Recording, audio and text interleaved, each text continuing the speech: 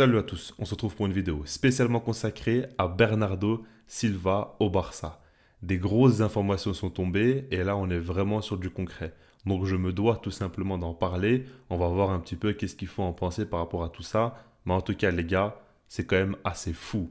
Ça fait plusieurs jours de suite qu'il n'y a que des informations ultra positives autour du club et honnêtement ça me fait bizarre. J'ai peur quand même que ça retombe au bout d'un moment parce que c'est pas normal, on n'est pas habitué à ça. Mais là, après Cancelo, ça peut être Bernardo. Alors, on va y revenir plus tard sur le fait que le club pourra faire les deux ou non. Mais en tout cas, déjà, par rapport aux informations, l'info la plus concrète qui est sortie, c'est la déclaration publique de Pep Guardiola, où on lui a demandé qu'est-ce qu'il en pense du transfert de son joueur, donc Bernardo, au Barça. Et il a fait comprendre, encore une fois, comme il avait déjà dit plusieurs fois, que selon lui, si un joueur ne veut pas rester dans son équipe, bah, il a le droit de partir.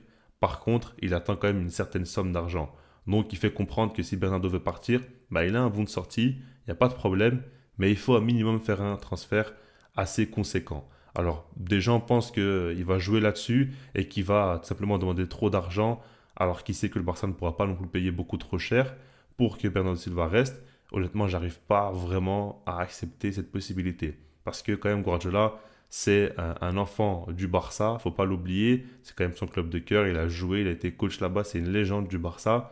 S'il fait un coup de traître comme ça, ce serait quand même assez fou. Et puis surtout que là, maintenant, il a pris position publiquement. On sait que la saison passée aussi, Bernardo Silva voulait partir. Il a tout simplement demandé aux joueurs de rester une saison de plus.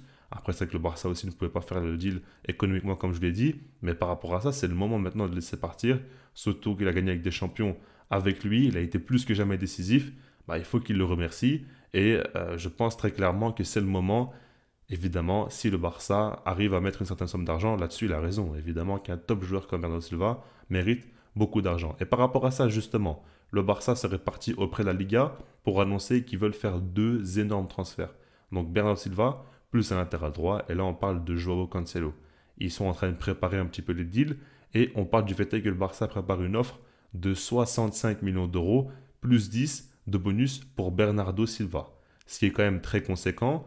Maintenant, il faudra voir si City accepte ou non. Honnêtement, on ne sait jamais avec eux, mais je trouve quand même que c'est une très grosse somme. Surtout qu'on parle aussi du fait que le club serait prêt à lui payer 10 à 11 millions donc par rapport à son salaire annuel net. Donc ça fait que c'est un transfert quand même très coûteux. Maintenant, tu as un joueur qui est très expérimenté, qui peut jouer au poste d'ailier, qui peut jouer au milieu de terrain, qui va énormément t'apporter, qui va directement s'intégrer dans le groupe. Par rapport au style de jeu, ça lui correspond parfaitement aussi. Donc on a très peu d'incertitudes par rapport à Bernardo Silva. Alors on ne sait jamais, hein, un joueur peut se blesser, etc.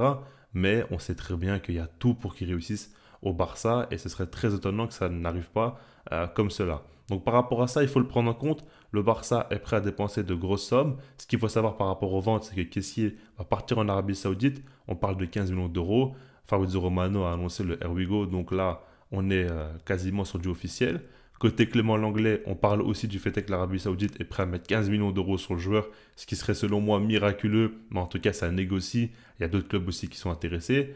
Donc au niveau des ventes, ça s'accélère. Le départ de Dembélé aide, comme je vous l'avais déjà dit, par rapport à son salaire, même l'argent que le Barça a récupéré, etc. Enfin, c'est pas encore officiel, mais ça va très vite se faire. Et par rapport à tout ça, le Barça pourra réinvestir et ils veulent à tout prix Bernardo Silva.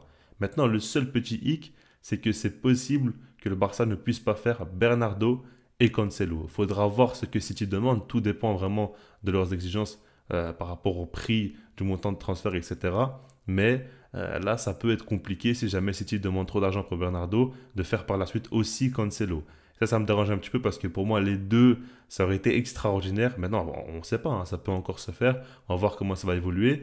Mais de ce que je comprends, de ce que je lis, etc., je pense que le Barça est vraiment focus sur Bernardo qui est la grande priorité. Et je vais vous donner mon avis personnel. Si je suis dans l'obligation de choisir un seul de ces deux joueurs que j'aime énormément, personnellement, je prendrais Bernardo. Alors évidemment, c'est deux joueurs totalement différents par rapport à leur poste, profil, etc. Mais je parle en fonction des besoins du Barça. Le truc avec Cancelo, comme je vous l'ai dit dans ma précédente vidéo, c'est que si jamais tu le fais rentrer dans ton 11, tu dois changer de système. Ça, c'est quand même un petit problème. Il faudra voir ce que Xavi va faire. Est-ce qu'il a une bonne idée en tête ou non? Est-ce que ça va marcher ou non? Il y a une incertitude. Alors que Bernardo Silva, il n'y a pas de question à se poser. Le système lui va parfaitement. Il pourra jouer au milieu où il sera excellent, mais il pourra aussi jouer sur l'aile droite où il sera bien évidemment meilleur que Dembélé, que Rafinha, que Ferran Torres, que tout ce que vous voulez. Évidemment, c'est un top joueur. Donc ça, il faut le prendre en compte. Il va t'apporter une énorme plus-value dans un secteur qui a été défaillant la saison passée. Alors que Cancelo, c'est un joueur qui ferait beaucoup de bien parce que c'est un profil différent qui manque au Barça. Ça te permet de jouer de différentes manières, etc. Maintenant, c'est pour moi une moins grande priorité que Bernardo qui va t'apporter vraiment une énorme plus-value sur l'attaque du club et même à la création. C'est vraiment un joueur qui va t'apporter quelque chose d'assez fou selon moi. Donc par rapport à ça, personnellement, je choisirais Bernardo s'il y a un choix à faire.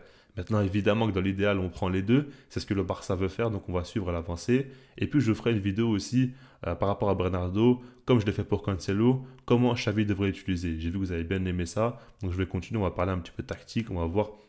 Ça peut être intéressant parce que selon moi, Bernardo peut être utilisé de différentes manières, avec différents systèmes aussi. Et par rapport à ça, on peut voir des combinaisons des joueurs autour de lui, etc. etc. Donc voilà, dites-moi dans les commentaires ce que vous en pensez par rapport à Bernardo Silva. Est-ce que vous pensez que le club pourra faire aussi Cancelo en même temps ou non? N'hésitez pas à liker la vidéo si vous aimez ce que je fais, vous abonner. Et puis sinon, moi je vous dis peace.